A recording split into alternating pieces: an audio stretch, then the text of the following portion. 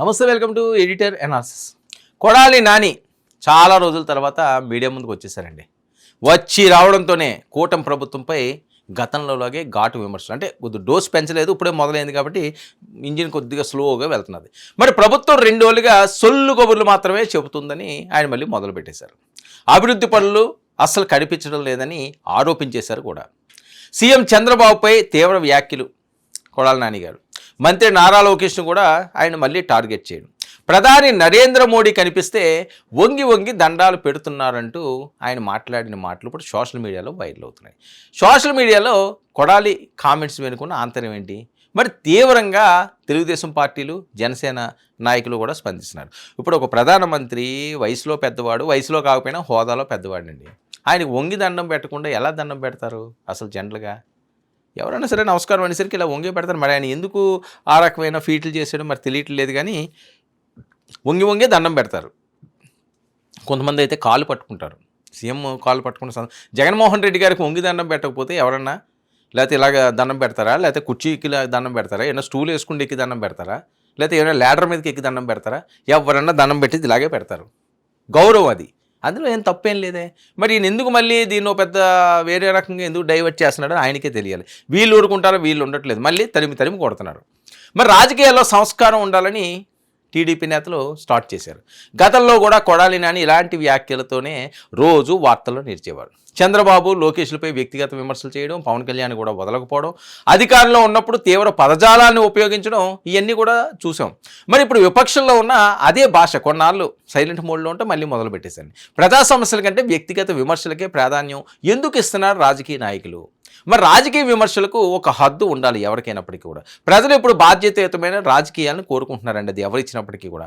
ప్రతి మాట సోషల్ మీడియాలో వెంటనే వైరల్ అవుతున్న కాలం ఇది. ఎలా పడితే అలా చేస్తే అవ్వదు. ఓటమి తర్వాత ఆత్మ పరిశీలన చేయకుండా మళ్ళీ దూకుడు పెంచుతున్నారు, ఇష్టం వచ్చినట్టుగా మాట్లాడుతున్నారని అప్పుడే విమర్శలు స్టార్ట్ చేశారు. రాజకీయాల్లో విమర్శలు సహజమే, కానీ భాష కూడా ముఖ్యం, అది ఎవరు మర్చిపోకూడదు. కొడాలి నాని మళ్ళీ తన పాత శైలిలోనే రెచ్చిపోవడం, ఇప్పుడు ట్రైలర్ మాత్రమే ఆయన చూపిస్తున్నాడా? మళ్ళీ గతంలోలాగా ఆ బూతులు ఈ బూతులు తీసుకుని మొదలు పెడతారు. అసలు కొడాలి నానికి ఎందుకు వదిలేస్తున్నారంటూ టీడీపీ శ్రేణులు తిరగబడుతున్నారు. అధికారుల మీదే మాట్లాడుతున్నారు, వాళ్ళు ముఖ్య నాయకుల మీదే మాట్లాడుతున్నారు. గతంలో ఆయనపై చేసిన ఆరోపణలు ఏవయ్యాయి? ఇది కూడా తేల్చుకోవాలి కదా. కూటమి ప్రభుత్వం నిజంగా ఉన్నాయా ఆరోపణలేనవి? మరి తనను ఎవరు ఏమీ చేయలేరన్న ధీమాతో కొడాలి నాని ఉన్నారా? వాళ్ళు ఫాలోవర్స్ చెప్తున్నారు, మా కొడాలి నాని ఎవడో ఏం పీకలేడు, ఏం పీక్కుంటారో పీక్కోనని. మరి అందుకే మళ్ళీ పాత పద్ధతిలో ఈయన రెచ్చిపోతున్నారా? ఇది ప్రధానంగా పాత పద్ధతిలో ఈయన రెచ్చిపోతున్నారా, లేకపోతే ఈ రకంగా మాట్లాడుతున్నారా? ప్రతి మాట కూడా ఇప్పుడు సోషల్ మీడియాలో వైరల్ అవుతున్న నేపథ్యం మనం చూస్తూనే ఉన్నాం కదా. ఏ చిన్న మీరు మాట్లాడండి, ఎక్కడ తప్పు పని వెంటనే దాన్ని పట్టేస్తున్నారు, రీల్స్ కింద వదిలేస్తున్నారు. అలా కాదు, ఒక గుంపుగా వచ్చి పడిపోతున్నారు ఆ చిన్న మాటను పట్టుకోండి. సో అలాంటి సిచ్యువేషన్లో ఈరోజు సోషల్ మీడియా ఉంటే ఇంకా ఈయన వంగి దండాల కోసం, లేకపోతే ఇంకో పొర్లు దండాల కోసం ఇలాంటి మాటలు మాట్లాడితే ఇబ్బందికర పరిస్థితుల్లో ఇరుక్కుంటాడు అని. ఎందుకంటే గతంలోనే కేసులు ఉన్నాయని, గుడివాడ ఆ ప్రాంతంలోనే ఏమైనా క్యాష్ నడిపాడని ఐదు చాలా అన్నారు. కూటమి ప్రభుత్వం కూడా ఒకసారి ఆలోచించాల్సింది ఏంటంటే, ఎవరెవరి మీద ఏమేమి ఆరోపణలు చేశారో అవన్నీ నిజాలేనా? మరి 2 సంవత్సరాలైనా నిజాలేమీ కూడా వెలుగులోకి రావా? లేకపోతే వాళ్ళు తప్పులు చేయకుండా వాళ్ళు తప్పులు చేశారు అని చెప్పి అనవసరమైన ప్రచారాలు చేశారా? ఇవన్నీ కూడా ప్రజలకు సమాధానం చెప్పాల్సిన అవసరం, ప్రజలకు అవసరం లేదు, మీ పార్టీ శ్రేణులకి మీరు చెప్పాల్సిన అవసరం ఉంది. వాస్తవాలు చెప్పాలి. ఏం జరిగింది? నిజంగా తప్పులు జరిగినాయా? వాళ్ళు తప్పుడు పనులు చేశారా? అవినీతి చేశారా? చేస్తే ఎంత చేశారు?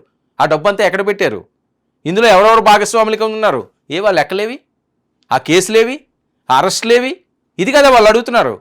మళ్ళీ మొదలుపెట్టారు. ఎందుకంటే చంద్రబాబు నాయుడు లాంటి వాడే ఆయన జైల్లో ఉండడం మాట్లాడే మాటలేంటి? ఆ జైల్లో ఉన్నవాడుకో లేకపోతే ఇంకోటి ఉన్నవాడుకో దోమలు కొట్టకపోతే రంభా వరవసి వస్తారా అని చెప్పి మాట్లాడిన మాటలు. ఇంకా పవన్ కళ్యాణ్ అయితే ఎలా మాట్లాడారో వేరే చెప్పాల్సిన అవసరం లేదు. ఇంకా లోకేష్ గారిని అయితే చాలా దారుణంగా, 1 కాదు 2 కాదు కదా, అంటే ఇంత దారుణంగా ఈ రకంగా మాట్లాడిన వాళ్ళు. సరే, మొన్నటి వరకు ఆయన ఆరోగ్యం బాగోలేదు, అందరూ ఆరోగ్యం బాగోవాలి, ఎవరో బాగోకూడదని కోరుకోకూడదు, ఆయన మంచిగా రాజకీయాల్లో ఉన్నారు, మంచి సీనియర్ పొలిటీషియను, పవర్ కొద్దిగా ఆ ప్రాంతంలో గట్స్ ఉన్నవాడు, ప్రజల మెప్పు పొందిన వాళ్ళు, పలుమార్లు గెలిచిన వాళ్ళు. సరే, ఓడిపోయిన వాళ్ళు మళ్ళీ గెలక తప్పదు, గెలిచిన వాళ్ళు మళ్ళీ ఓడక తప్పదు. ఈ సామాన్యంగా రొటీన్గా జరిగే అంశం. కానీ గెలిచేమో ఓడిపోయి ఉన్నది పక్కన పెడితే మన క్యారెక్టర్ను మనం ఎప్పుడు కూడా చులకం చేసుకోకూడదు.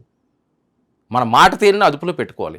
మనకి నోరు ఉన్నది కదా అని ఆ నోటి దోలు తీర్చుకుందామని పబ్లిక్గా ఎవరిని పడితే వాళ్ళంటే ఏదో మనది కానీ రోజు వచ్చినప్పుడు ఇబ్బందులు ఇరుక్కుంటాం. అలా చాలామంది అరెస్ట్ లేని సందర్భం ఉన్నది, చాలామంది ఇబ్బంది అయిన పరిస్థితి ఉన్నది. ఇప్పటికే వైఎస్ఆర్సీపీ కష్టకాలంలో ఉంది. 11 సీట్లు అంటే చిన్న విషయం కాదు. మళ్ళీ దీన్ని మళ్ళీ రికవర్ చేయాలంటే. సో అలా చేయాలి అనుకుంటే ప్రజల మెప్పు పొందాలి. మళ్ళీ ఈ రకంగానే వంగి దండాలు ప్రధానమంత్రి వంగి దండాలు పెట్టకపోతే ఇంకెలా పెడతారు? అది పెద్ద ఇష్యూవా? ఈయన రాగానే ఇలాంటి అంశాన్ని ఎందుకు ఎత్తుకున్నారని సోషల్ మీడియా అయితే ఆయన మీద ఫుల్ ట్రోల్ చేస్తున్నది. ఇక జనసేన టీడీపీ అయితే వదిలే ప్రసక్తి లేదు నాని, నీ కౌంట్ డౌన్ స్టార్ట్ అయిపోయింది అంటున్నారు. చూద్దాం మరి కొడాలి పరిస్థితి ఏ రకంగా ఉంటుందో గుడివాడలో. ఇది ఈనాటి editorial analysis. Stay tune to 99 news.